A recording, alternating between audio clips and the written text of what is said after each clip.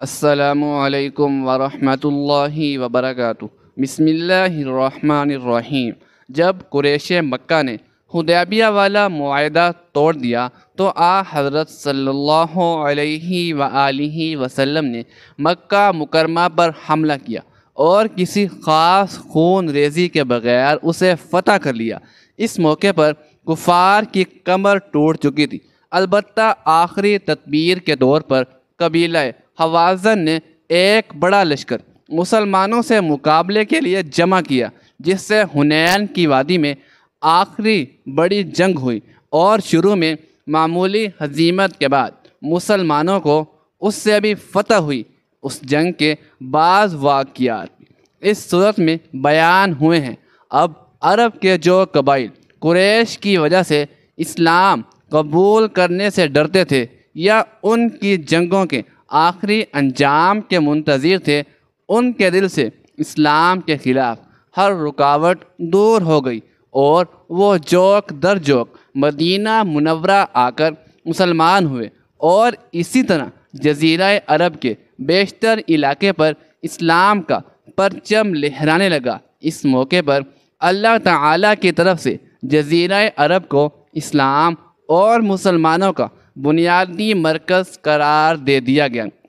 اصل منشا تو یہ تھا کہ پورے جزیرہ عرب میں کوئی بھی غیر مسلم مستقل باشندے کی حیثیت میں باقی نہ رہے، جیسا کہ حضرت صلی اللہ تعالی علیہ وآلہ وسلم نے اس خواہش کا اظہار فرمایا کہ جزیرہ عرب میں دو دین باقی نہ رہنے، لیکن اس مقصد کو حاصل کرنے کے لیے تدریج کا طریقہ اختیار فرمایا گیا۔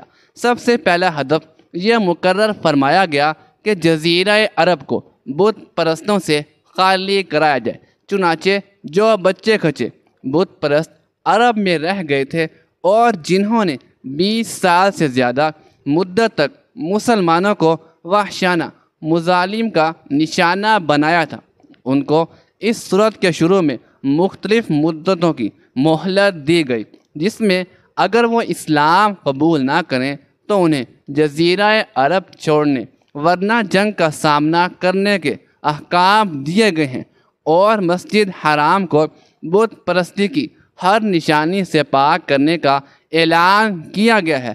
اس ہدف کے پورا ہونے کے بعد جزیرہ عرب کی مکمل صفائی کا دوسرا مرحلہ یہود و نصارہ کو وہاں سے نکالنے کا تھا۔ حضرت علی رضی اللہ تعالی عنہ اپنے حجرے میں موجود تھے کہ ایک بڑی عمر کی عورت آئی اور عرض کی، اے امیر المؤمنین رضی اللہ تعالی عنہ، میری 2 ہی اولادیں ہیں، ایک بیٹا اور دوسری بیٹی، وہ دونوں ہی نافرمان ہیں اور وہ دونوں اکثر بیمار رہتی ہیں۔ میری بیٹی کا رشتہ لینے کے لیے کوئی تیار نہیں اور نہ بیٹے کو کوئی رشتہ دینے کے لیے تیار ہے۔ میں ایسا کون سا عمل کروں جس سے ان کی زندگی میں برکت آ جائے اور وہ عمل انہیں نفع دے اور وہ میری نافرمانی بھی نہ کریں، وہ صحت یاب بھی ہو جائیں؟ میں ایسا کون سا کام کروں کیونکہ وہ دونوں نافرمان ہیں، میرا کہنا بھی نہیں مانتے، میرا بیٹا شراب اور دیگر گناہ بھی کرتا ہے، وہ دونوں دین اسلام سے مطابقت نہیں رکھتے۔ اے امیر المؤمنین رضی اللہ تعالی عنہ، مجھے کوئی ایسا عمل بتائیں جس سے وہ دونوں راہ راست پر آ جائیں اور ان کے رشتے بھی ہو جائیں۔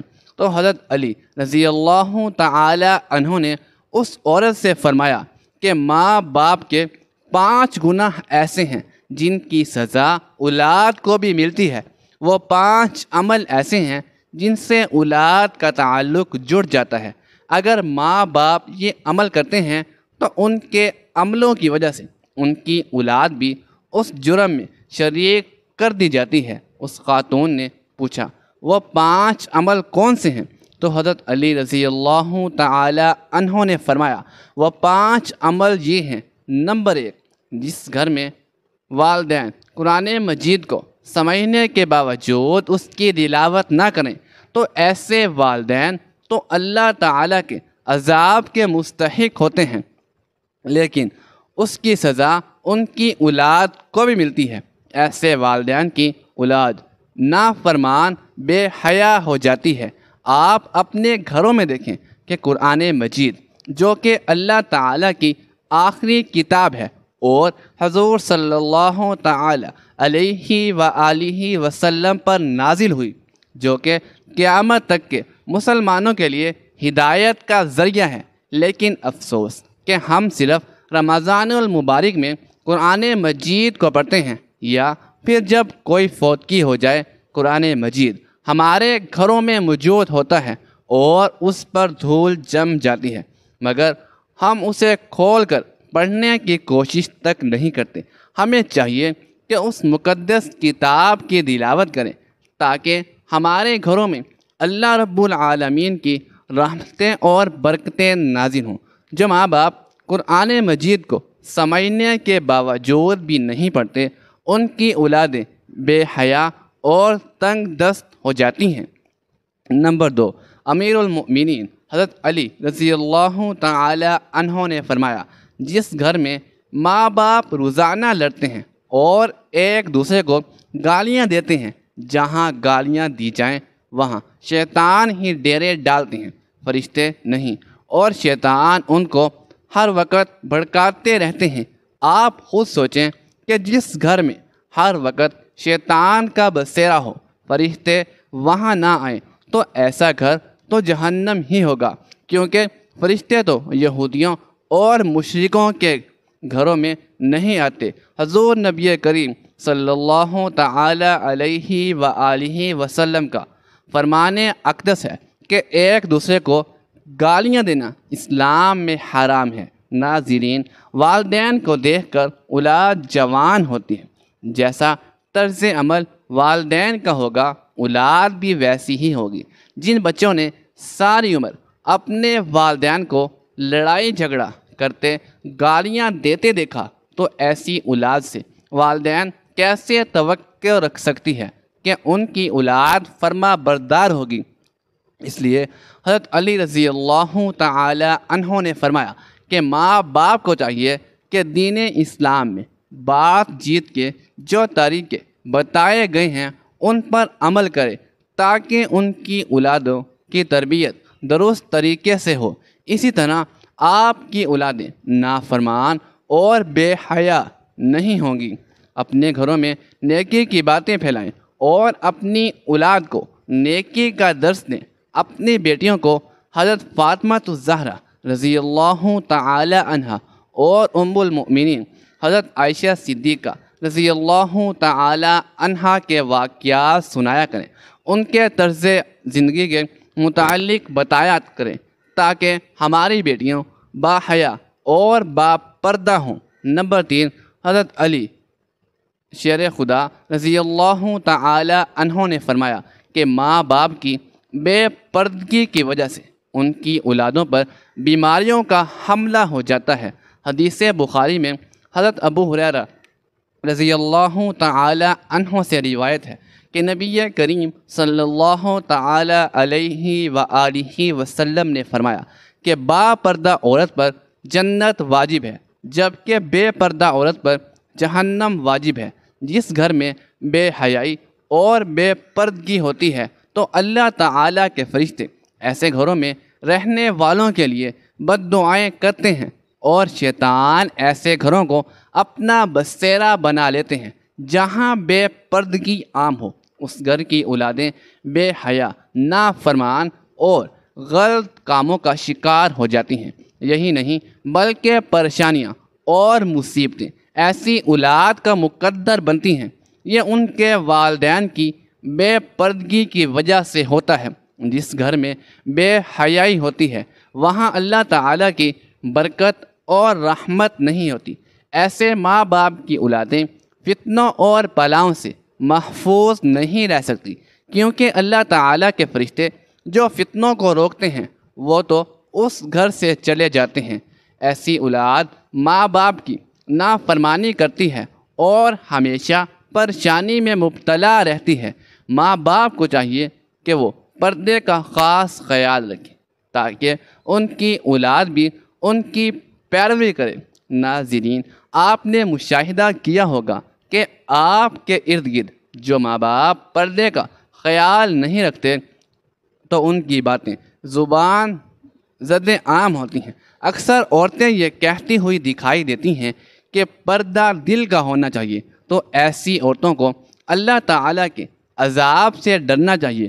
کیا ان کا دل حضرت فاطمہ الزہرا رضی اللہ تعالی عنہا اور حضرت اماں عائشہ صدیقہ رضی اللہ تعالی عنہا سے پاک ہے؟ اگر ان کے لیے پردے کا حکم تھا تو آج کی خواتین اپنے آپ کو کس جگہ پر دیکھتی ہیں؟ ناظرین، اپنی بیٹیوں کو حضرت فاطمہ الزہرا رضی اللہ تعالی عنہا کے واقعات بتائیں اور انہیں بتائیں کہ ان کی رول ماڈل کون ہونے چاہیے۔ آپ کو حضرت فاطمہ الزہرا رضی اللہ تعالی عنہا کا ایک واقعہ سناتے ہیں۔ شادی کے بعد نبی کریم صلی اللہ تعالی علیہ وآلہ وسلم حضرت فاطمہ الزہرا رضی اللہ تعالی عنہا کو لے کر جا رہے تھے کہ راستے میں ایک نابینا صحابی بیٹھے ہوئے تھے۔ انہیں دیکھتے ہی حضرت فاطمہ الزہرا رضی اللہ تعالی عنہا نے اپنے چہرے کو ڈھانپ لیا، حالانکہ وہ صحابی تو نابینا تھے۔ ناظرین، یہ یہودیوں کی چال ہے کہ جد کے نام پر بے حیائی کو مسلم معاشرے کے اندر پروان چڑھایا جا رہا ہے، لہذا اس دور میں جتنا ہو سکے اپنی اولاد کو صحابہ اکرام اور اہل بیت کی زندگیوں کے متعلق بتائیں۔ نمبر 4، حضرت علی رضی اللہ تعالی عنہ نے فرمایا کہ جو والدین کسی دوسرے کی اولاد کے بارے میں برا سوچتے ہوں، انہیں دیکھنا چاہیے کہ اگر وہ دوسروں کی اولاد کے بارے میں برا سوچیں گے تو ان کی اولاد بھی اس برے عمل سے بچ نہیں پائے گی۔ اللہ تعالیٰ ان کی اولادوں کے لیے برا کرتا ہے، کیونکہ اللہ تعالیٰ بڑی رحمان و رحیم ذات ہے۔ اللہ تعالیٰ ماں سے زیادہ اپنے بندے سے محبت کرتا ہے۔ اگر آپ کسی کی اولاد کو پریشانی میں ڈالو گے اور بری نگاہ سے دیکھو گے تو اللہ تعالیٰ وہی نظر تمہاری اولادوں پر مسلط فرما دیتے ہیں، کیونکہ جیسا کرو گے ویسا ہی بھرو گے۔ جیسا تم دوسروں کی اولادوں کے متعلق سوچتے ہو، اللہ تعالیٰ وہی نظریہ دوسروں کے ذہن میں تمہاری اولادوں کے متعلق پیدا کر دیتا ہے۔ جیسا تم کسی کی بیٹی کے بارے میں چاہتے ہو تو اللہ تعالیٰ ویسا ہی تمہاری بیٹی کے ساتھ کرتا ہے۔ حدیث پاک کا مفہوم ہے کہ نبی کریم صلی اللہ تعالی علیہ وآلہ وسلم کے پاس ایک صحابی رسول آئے اور عرض کی، یا رسول اللہ صلی اللہ تعالی علیہ وآلہ وسلم، فلاں صحابی رسول عورت کو چھپ چھپ کر دیکھتے ہیں، تو آپ صلی اللہ تعالی علیہ وآلہ وسلم نے فرمایا اس صحابی کو بلا کر لاؤ۔ جب وہ صحابی آپ صلی اللہ تعالی علیہ وآلہ وسلم کی خدمت اقدس میں حاضر ہوئے تو آپ صلی اللہ تعالی علیہ وآلہ وسلم نے اس سے کہا کہ تم اپنے گھر کی حفاظت کی ذمہ داری چھوڑ گئے ہو کیا؟ صحابی نے جواب دیا، نہیں، میں تو اپنے گھر کی آپ کے فرمان کے مطابق نگہبانی کرتا ہوں۔ تو آپ صلی اللہ تعالی علیہ وآلہ وسلم نے فرمایا، جاؤ گھر جا کر دیکھو کیا آپ کا گھر محفوظ بھی ہے یا نہیں۔ وہ صحابی جب گھر گئے تو دیکھا کہ اس کے گھر کی ایک دیوار گر چکی ہے۔ وہ صحابی واپس آپ صلی اللہ تعالی علیہ وآلہ وسلم کی خدمت اقدس میں حاضر ہوئے اور پوچھا، یا رسول اللہ صلی اللہ علیہ وآلہ وسلم، یہ کیا معاملہ ہے؟